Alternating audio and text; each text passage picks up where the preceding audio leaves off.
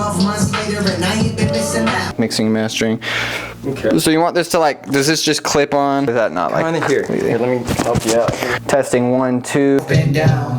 Who knows now? Dude, Salt Lake is just getting, it's just a rough place. It's getting to be a rough place. Like, people, there's just a lot of break-ins, stealing and shit. What's your take on that? When did it start? Why did it happen? Where are we at right now? I don't know, man, because I didn't, like, I don't know, I didn't start noticing that shit until I, like, got older, you know what I mean? Like, you're kind of paying more attention to shit like that, but I think it has a lot to do with like the homeless rate that we have in Salt Lake, and I don't know, especially like the tough winters, people are trying to break in and just get some warmth and shit like that. But shit's cold out here in Utah. I don't know, I think specifically this year I've just noticed it more, and now with like COVID there's like, definitely gonna be more homelessness.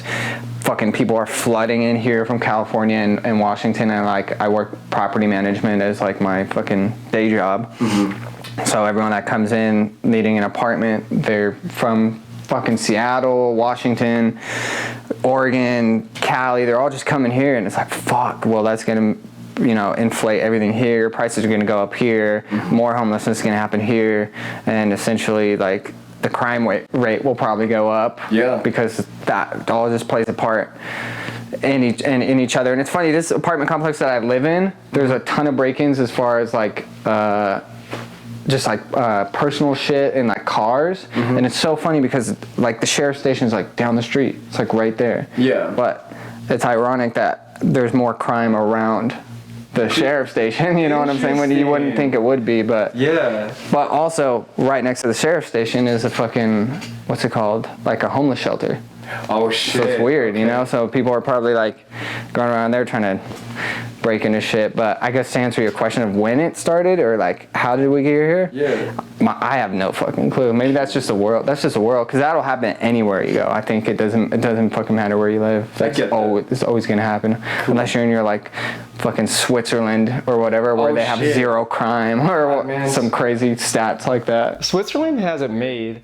Oh, there was this other, I don't know if you've been checking out like some of the stuff on Netflix because there ain't shit to do right now, but there's this one country, it's the most technologically advanced, damn. Is it Dubai? No, it's called like Astoria or something. It's like in between Ukraine, or it's like in the Russian area. Yeah, but they're a small area, and all of their social identity and like social security and stuff is all digital, and everyone has access to it at any time. You literally have like a card, and you can link up. Dude. That's what I'm saying. What the hell? But what they had said is like all that information, they made it so that even if you steal it, there's not shit that you can do with it. I don't know how. Dang. No, I'll have to look into that, man. I'll text it to you. I need to see what's going around the world more often than I do. I'm super just always focused on just music. So I never so I'll hear some shit going on in the world and I'm like, what the fuck? Like the California fires, and I'm just like, oh my god, yeah. I haven't seen enough of that. No one's really like talked this, you know. So back in the day, like without internet, you get your news from either the TV or people, and nowadays it's like strictly you'll just whatever you need to find out, it's gonna be on the internet. Not a lot of people will really like talk about the next crisis that's going on in some other state or whatever. So it's hard to keep up with.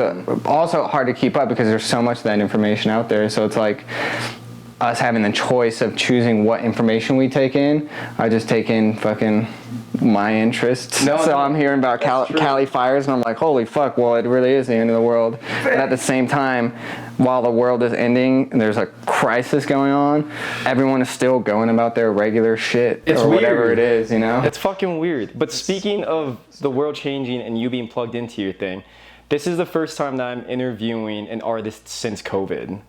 What has that been like as an artist here in Salt Lake City? Because you've been having you've been a strong brand. You've been a strong name in the community for a long ass time. How did COVID affect you? What did you do during it? And how have you been able to just pursue? Because as you guys can see right now, I got that sale gig. I'm getting this merch, and so this boy's still working. But what has it been like for you, brother? On sale, $500. That's Let's go. it. Original price $1K. He got that for $500. It was printed by Kanye himself. It's a deal. We on that Ye brand. No, to answer the question, COVID, luckily I wasn't really affected like financially because I have two sources of income, my music, and then I work a job in property management, which funds most of the music shit. Yeah. And luckily that, like being in that field, we weren't required to close at any time. We never had like a 2-week break or anything. So like my schedule essentially was the same. I was still going to work.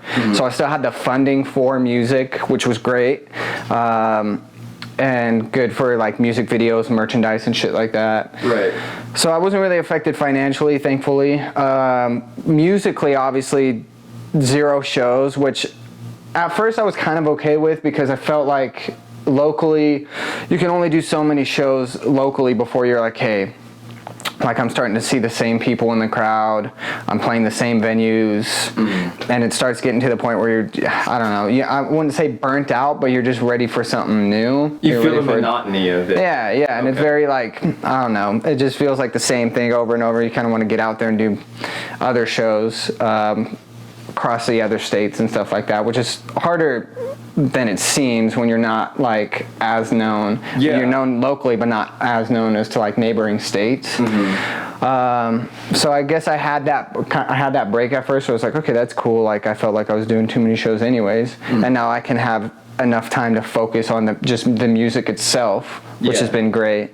But now I think maybe just a few months after, you just start to miss it. You're like, fuck, I could like, not even like performing, but just going to a show. Cause I would not only be going to the shows that I performed at, but I would go to homie shows. You know, my friends would have shows. So that was my weekends right there, going to shows, going to It was your bars, routine. It was the life. going to clubs or whatever. Yeah, exactly. Going to other homie shows or touring bands that I really fucked with, or artists. It's like, oh cool, I get to go see them. I was supposed to see Timin, dude, August 1st, I think was the date. Shit. It was in August, and I was just so excited for that shit. Obviously that got canceled, and I'm just so very shitty in terms of like, you know, just having a social life and doing what you love, which is being surrounded by music that you like to listen to, or being, you know, going to support your friends, or going to play your own shows. Because at first it was like, oh, that's fine, I could take a break from my own shows. But then it was like, well, damn, I miss going to other homie shows. Now I'm missing out on like my favorite concerts, and it just, I don't know, it felt weird after a little bit. But now they're slowly starting to come back, which is cool. But there's all these like weird restrictions to it, which still kind of sucks, because it's like I don't want to go to a show where people are sitting sectioned off from each other. Yeah. Like I'd rather do, you know, the normal thing where people just come and fucking get close, get comfortable together, and just feel the energy. feel the energy, lose their minds to their favorite artists. Yeah. And now it's just such a weird, I don't know, it feels like a Black Mirror episode or something, you know what I mean? It's trippy. Do you think it's gonna get back? Do you think normal moving forward is the same normal we're used to, or is it gonna be dramatically changed? Dude, I don't know. Yeah? That's like just one of the things that I don't think any of us know. I want to say that yes, it would.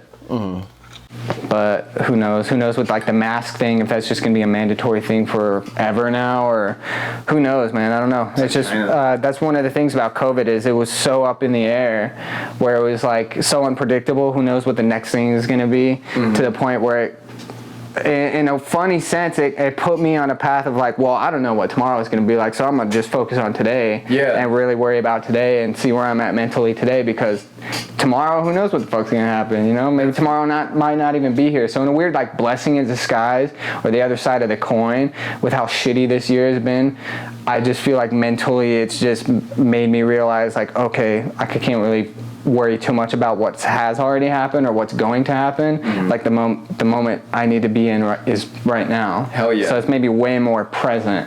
So there's, you know, with all things, there's a plus side to it. No, I get that. That's a really good perspective. So what is right now for Ben Major?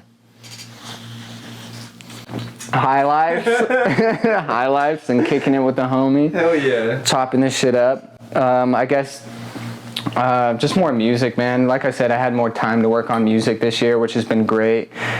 Making the right adjustments as an artist, because we don't, sometimes as an artist, you don't really take the time to just sit back and look at how you're actually doing things and see where you need to tweak some of the decisions that you're making, or just tweak the quality or whatever it is. So I think there's just been enough time to focus and redirect my attention to where it really needs to be, what I need to work on as an artist myself. It's been good. Just a lot. It's been a good year of looking at things from a different perspective, I guess, and just trying new things too, and also just realizing where I was going wrong as an artist and just fixing that. Okay. So. Is that something you want to dig into at all, or no?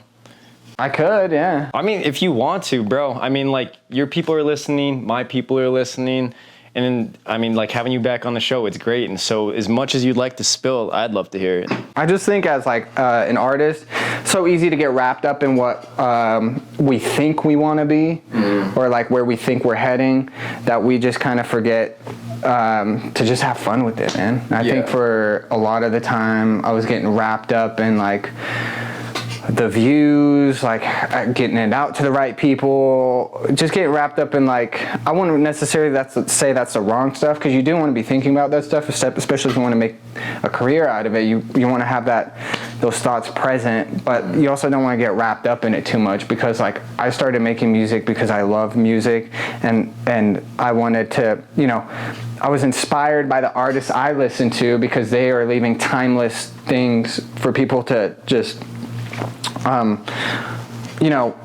for example, you're having a rough day, you go home, throw on something that you just know is going to put you in a better mood, and then the rest of your day is good, because you were like, damn, I listened to fucking Kid Cudi or Travis Scott or whatever it is, and you're like, now I feel better. It helped you, like recalibrate a little bit. Right, and it's a service, it's like serving other people with music, and essentially that's what I wanted to do, and I also just like the process of it. So it was really just getting back to the roots of like why I started, which was I just love music. I have a dying passion for music, all kinds of music, and I just had fun with it. And then, as you're progressing in your career, that can kind of get cloudy with the other things that you get in contact with as an artist, especially if you're an independent artist. You're doing things by yourself.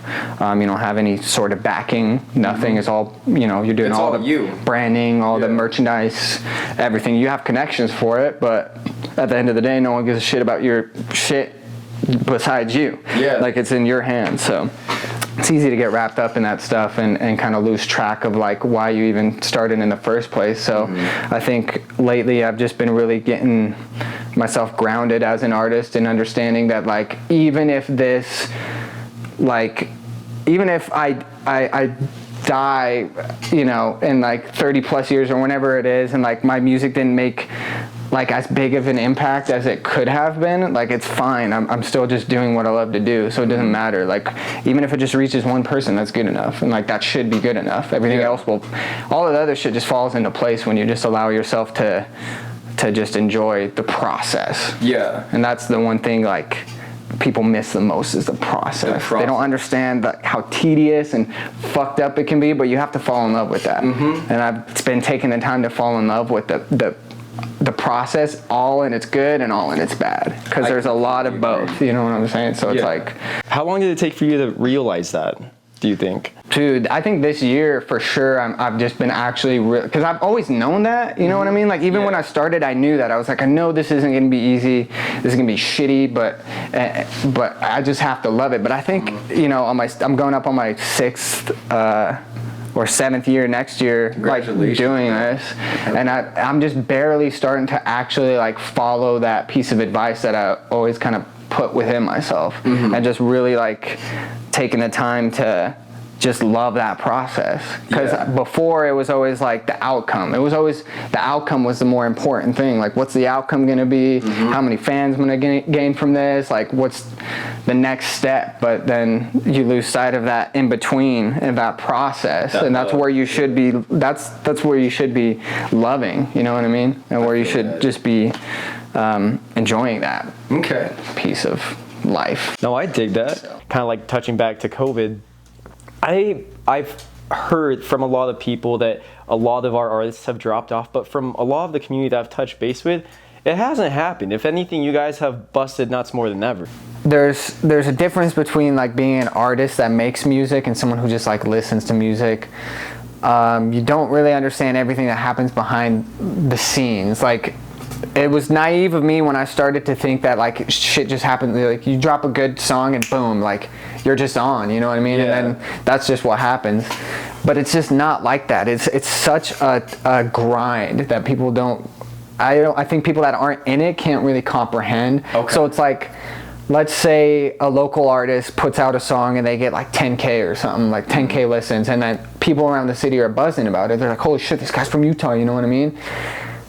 But most likely the next day after that song blows up, or the next week or so, shit's just gonna go back to normal for that artist. Like, it's just, they hit highs and then you just hit lows. So some bubbles. But right, and then to the outside people, it's like, oh, they fell off, dude. They only had that one song, and now he's like, you know, he didn't get signed from that or whatever. Now you don't hear or anything like that. So I think people are just easy to fall off of easy to jump on the bandwagon when they need to, and then easy to jump right off. Because I'll tell you, I've had countless fans who were like, dude, you are my favorite artist of all time. Like, I love you so much. And then like a year later, it's like, oh, I forgot about that. But like, they don't even know who I am, or they forgot about me, or vice versa. I'm like, oh yeah, I remember that. The person, they probably don't even listen to my music anymore. Yeah. And that's just how it is. I don't know what it is. But there are some people that recognize like, oh no, he's just starting. He's barely even scratching the surface. Like, yes, he might have a hot song that you think that would land him in a position where he's going to be the next Russ or whatever the fuck, but it doesn't happen like that. It takes a lot of time, and then real fans recognize that. Like, but I think, well, it's because they tap in with you too. I mean, like, because if anyone wanted to really get a hold of what you're doing, you're very good about it. You hit him on Twitter, you hit him on Instagram, and then with your Facebook and your branding, I mean, obviously everyone is able to participate into what you do. And I think it's just probably because you've been able to open that, you have a stronger sense, plus kind of like what you said, you've been able to back up and kind of recalibrate, I guess is a good way to say it. Yeah, and I think people just saying like, you know, Salt Lake artists, you know, they just, they're easy to fall off. I think it's just stupid. It's kind of like naive to think of that, because like, you actually don't understand the process that it takes to get into this shit and really to continue to do it. Like, it's just, you have to just be on your own ass as much as like you would with anybody else. And it just takes time. I think everything's just handed to us so quickly nowadays, where, you know, an artist who is taking a time to perfect their craft and really get to where they want to be, someone will see that as like someone who hasn't made it, or is never going to make it, or has fallen off. Whereas it's like, no, that person's just working on their craft. And like, though it seems like people just make it overnight and that's how it's done, like, that's never how it's done. No matter what artist you see out there that just blows up, it didn't happen overnight. I guarantee you it was a process for them, like anybody else. A good example is like Benny the Butcher and Griselda, those rappers. Dude, those guys are like in their mid-30s, if I'm not mistaken, maybe like closer to their 40s. And it wasn't until like 2014 where they were getting recognition. But they've been doing this shit for like 15 years. And there's an interview with Benny the Butcher and Adam 22, and Benny touches on the topic of like, he just knew like that's what he just had to continue. Didn't matter what age he was at. Like, in your 20s, you feel like you should be getting it right now, and tomorrow, like, it needs to happen, or if it doesn't happen tomorrow, you want to quit, you know what I mean? But it isn't until like you get older where you kind of just stop focusing on that shit, focusing about making it, and then everything else just falls into place. Like, focus on your craft, and then all that other shit's gonna come together. So that makes sense. And I feel like that's where I'm just slowly but surely getting myself to, in that mindset of like, fuck all the other shit. Fuck like the views, fuck wherever everyone else is at as far as like an artist goes. Don't compare. Just work on your craft. And like, don't think about the future too much. Don't get caught up in the past. Just stay where you are. in the present, work on your craft, and all of the other shit's just gonna fall into place. And I feel like that's just how it's been since I started, you know what I mean? And like, I don't know, I think it is what it is, you know what I mean? Even if I'm like 30 and I still haven't like made it to where I'd want to be, I'm still gonna do this. Game's not over yet. Yeah, first off, game's not over, and second, like, I'm just doing this because I love it, so it doesn't matter. Like, even if I'm fucking 40 or whatever and haven't made an actual career out of it, I'm still gonna do it because I like music. Like, I'm not doing this to, like, yes, I want to make it a career, but that's not like the main focus. The main focus is just to make good music. So that makes sense. Okay, now for a lot of the viewers here, a lot of them are entrepreneurs or aspiring entrepreneurs. We've talked about you being an artist, and then I kind of asked you before the show, like, you know, how you kind of got into merch and how you got into everything else. Do you go about pushing the same type of game and hustle into marketing, into branding, into retail with merch and stuff as you do with your art? Like, for example, like I said, there's a lot of entrepreneurs here who are trying to get there. There's a lot of entrepreneurs who are watching this who've gotten there and maybe hit their first loss.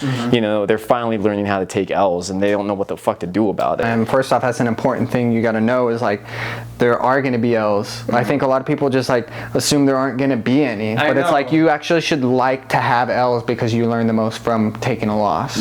So, but yeah, go on. No, but yeah, like basically, like with that, what is your perspective when you decide to engage in these other things other than when you're plugged into your music, when you're out of the studio and you're deciding to be like, you know what, I want to sell merch, or I want to buff up my merch brand, or it's like I really want to get into retail more. It's like, you know, all these other opportunities are going to keep coming to you. Do you approach the game the same way in all these other facets of what your brand is that you've been building?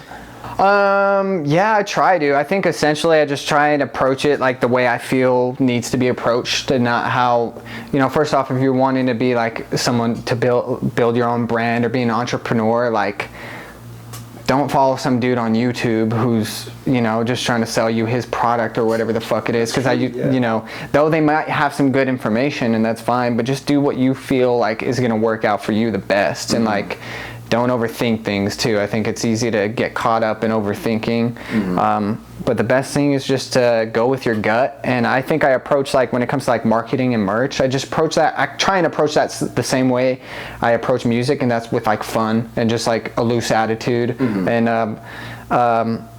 also just not taking any shit, if that makes sense. Just doing things that I feel will be the best for me.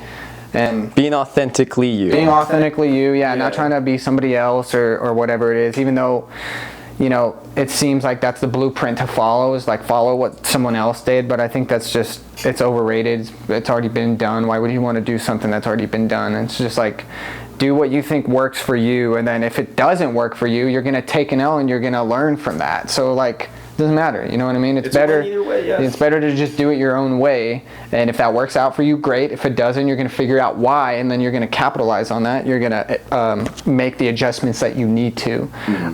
But also surrounding yourself with good people, like-minded individuals, people who are inspired by creativity, also people who you know, you just want to be around. You know when you're around someone like you don't want to be around. And you know when you want to be around someone that you do want to be around. So I say you follow that feeling, like someone, you know, that inspires you to be the better version of yourself, and then vice versa. And that's where you can bounce off of certain people, and just surrounding yourself with the right people. I dig that. That's really strong. And not just falling into a blueprint that's already been done before. I think it's just better to just take ideas that you think will work, but also just make your own thing out of it, and like, especially follow your gut too. That makes sense. And I feel like with how fast it is for information to get around, if there was a great story, we've all already seen it, heard it, or read about it. Right. We need the next one. We need the next story. And that only comes with the person who has, you know, enough of themselves or enough confidence in themselves to want to portray that to the people. Right.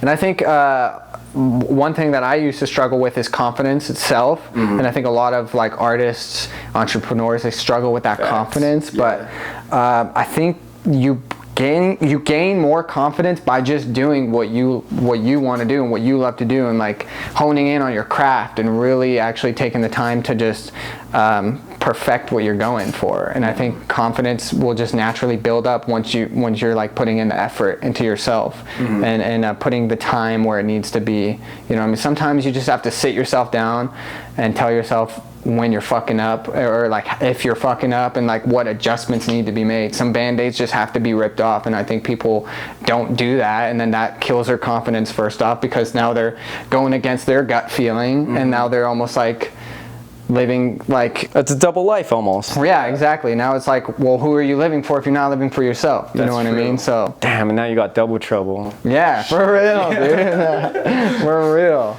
Yeah, man. So yeah, I think that's just confidence and really just following your gut go hand in hand. You know, the more you follow what you want to do, you're just going to naturally gain confidence from that. I dig that. You know what I mean? And yeah. Okay. Well, you've entertained me for long enough, and so, I mean, for me, it's great to see you here again. I know that all the people, it's great to see you, you know, like after the drop, obviously it was cool, but being able to talk with you again has been so cool. And so, you know, the people, they're watching on that camera, they're watching on this camera. Do you have anything that you feel like saying that's resonating with you that you want to bring out to the people since last that we spoke? Man, I don't know. I feel like I've kind of touched on everything I would want to share, such as like making the adjustments to just make the best out of your situation. You know, this whole year has just been a pile of shit for a lot of people. I recognize that it's been worse for others than it has been for me, so I can count my blessings, you know what I mean? But I think though it's been a rough year, I've just been able to make the adjustment personally and figure out how I can make the best out of those situations, and I think that's just the best thing that you can do. I also think it's people like understand that they have problems, but they completely overlook the source of their problems. Yeah. You know what I'm saying? So someone wakes up, they start their day by scrolling through social media and seeing all this negativity, and then they go throughout their day and they wonder why they're having a fucking bad day. No, like, really, well, what do you think, dude? You just spent your entire morning like going through bullshit. Like, and a lot of people want to just hawk it up to like anxiety or whatever it is, and like, but everyone has that, and that's because we're indulging in shit that isn't good for our mental health. So it's like, when you ask yourself, what's wrong with me, or why do I feel this way, just look at what you're doing throughout your day. And if you recognize a pattern, like, oh, I go through social media X amount of hours a day and then I feel like shit, then cut that out. Like, don't overlook the simple problems. Like, and just take a look at your days, see what you're doing, and then it'll be easy to pinpoint what the problem is. Like, it isn't this grandiose thing that's going on, or something that you can't change. Like, it's easily changeable as long as you just find that thing. And no one's gonna find it but you. You know what I mean? Like, no one's gonna find it for you. No one's gonna fix your problems but yourself. And like, even if it's something that's such as like something that happened to you when you were younger, most of our problems stem from our childhood. Well, yeah, that happened, and you can't change that from happening, so how are you going to fix it now? Like, you're the one that has that problem, and that's stemmed within you, so what are you going to do to make the adjustment? So I think that's what throughout this year has just forced me to make the adjustment myself, and just find out what the adjustment needs to be. Like, it's not that hard. You just have to figure out what you're doing in your daily life and your routines, and then cut out what's not working out for you. And sometimes that might be a hard thing. Like, for me, it's like video games. I fucking love video games, but there was a point where I was doing so much of it where I was just not doing what I needed to be doing, which was music or more productive things. And then I was just, even though I didn't want to, I had to cut that out somehow, or I had to come to a balance. You know what I mean? I had to figure out, like, okay, maybe I shouldn't play video games 5 days out of the week. Maybe I should just play 1 or 2, and then I'll have more time to be productive and whatever else I want to do. Or, you know, just I think the older you get, you just figure out what your balance is. And you'll just keep finding it the older you get. Like, I don't know. That's probably like the advice I have for anybody listening. That's what it, and you also I think it's better to just accept that life just sucks sometimes. Yeah. Like my mom used to say that all the time, and I remember back when I was like freaking, first got into self-awareness, and I was like a hippie or whatever, and I was like, no, positivity, man, all the time. You always have to be positive. Don't think like that. My mom would say shit like, no, life just sucks all the time. And I wouldn't understand why. I'm like, God, that's such a negative thing to say, but it's like, well, yeah, life fucking sucks, and it's just always gonna suck. And if you just want to be positive all the time, then you're not going to be able to handle the shitty things that are going to be thrown at you all the time, because that's just what happens. Like life is just going to suck. So it's easier to just accept the things that you don't want to accept, the realities of life and growing up, and then at that point you just become accustomed to figuring out your ways around that. You know what I mean? Like there's always going to be problems in the world, but when you accept that, then you can start making your own. You start accepting the problems for what they are, but then you can also have problems you want to have. Yeah. Like a touring artist's problem is a bus breaking down. That's a problem, right? But it's like, that's a problem you'd want to have versus like being at a desk job and your computer shuts down or something. You know what I mean? Like you just have to recognize like what problems you want to have in life. So it's almost like just being accountable to taking responsibility of who the fuck you are and what your situation is, because then you can actually fix it, because you're not being ignorant. You can actually see. Yeah, and it's so easy to blame outside sources for your problems, but at the end of the day, you're the one reacting to it. That's like true. You're the one putting the emotion into it. So it doesn't matter like where it came from. It's like you're the one that's handling it. It's your responsibility. Sometimes we don't ask or want things to happen to us, but that's out of our control. You have to accept that things are going to be out of your control, and regardless of if you ask for it or not, sometimes you're responsible, and you have to like put that responsibility on yourself. Hell yeah. And shout out to the book, The Subtle Art of Not Giving a Fuck, because I listened to that audio and it just completely shifted a lot of my thinking. My wife just bought that for me. I dipped into like the first 50 pages. Did you read it? Yeah, so I have the book, but I only dipped into the first 50 So after you read it, get the Audible and listen to it, because there's something about like having somebody else tell you it, you know what I mean, that sticks with you more. Yeah. Because I love to read myself, but I'm glad that I listened to that book, because it just somehow resonated with me way more hearing it from another voice. Okay. Oh yeah. Like I felt like it was a voice within myself, like speaking to me, and I took it more seriously. That's cool. So I dig that. No, Audible's the shit, man. I dig Audible. Shout out Amazon Audible. Throw a sponsor this way or something. You know what I mean? Yeah, do it. Get it done. But yeah, man, that's just part of growing up. You just have to recognize that some shit just not gonna go your way. Yeah. But you make the best out of all your situations. Like you're responsible, and people aren't going to change that for you. It's just it's up to you on how you handle your whatever life throws at you. And life's always going to throw shit at you. So it's like, don't ask for a life with the not filled with any problems. That's never gonna happen. Yeah. Rather ask for a life with problems you would rather have, Everyone has money problems. And just like the book says, Jeff Bezos has money problems. The homeless guy down the street has money problems. They both have the same problem, but in different sides of the coin, right? Yeah. They'll both have some sort of money problem. Yeah. Right? Everything's relative. So it's just up to you on how you want to have your problems. Hell yeah. You want to have your problems at a Jeff Bezos level or a homeless guy level, or in between, whatever, you know what I mean? No, I feel that. Well, brother, I appreciate you inviting me in here. Obviously, I get to see where the genius happens. This is the Oz behind the curtain. And bro, like, having real talk with you has always been good. Like, for me, it always feels like you're mentoring me, and like you're mentoring my people, and so we definitely appreciate that. So of course, man. Dude, you're always welcome anytime you want to chit chat, even on or off the camera. But yeah, I don't really have anything else to say except for like, I'm gonna keep doing what I'm doing, and that's dropping music, dropping merchandise, slowly getting back to shows, and yeah, that's it.